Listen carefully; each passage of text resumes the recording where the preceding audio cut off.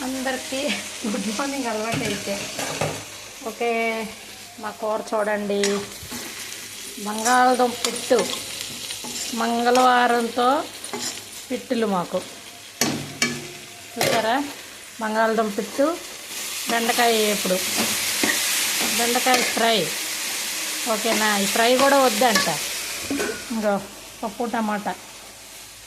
ఓకేనా. ఇది కూడా ఆయిల్ వేసి వేపకూడదంట, ఎందుకంటే మా ఇంటికి ఆంజనేయుల స్వామి వచ్చాడు.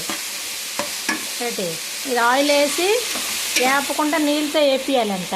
నేను బాబా భక్తురాలను కానీ బాబా నా నీళ్ళతో వేపడానికి చెప్పండి, మీరే చెప్పండి న్యాయం. అన్నీ నీళ్ళతో వండియాలి అంటే ఎక్కడవుతుంది?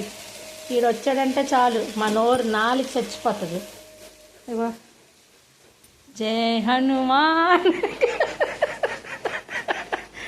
ఇగో బజరంగ్ బలి వచ్చాడు బాబు. బజరంగ్ బలి చూడ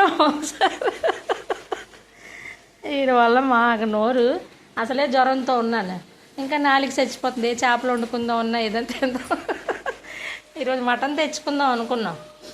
వీళ్ళ ఉంది మా పరిస్థితి. ఏమంటే తెచ్చుకొని వండిసుకోండి అంటాడు. నేను జాదు గారిని ఇలాగ అన్ని రకాలు వండలేనురా బాబు అని ఏదో ఏడుసుకోను ఏదో నవ్వుకొని ఒకసారి ఇలాగని హాయ్ అని అందరికీను.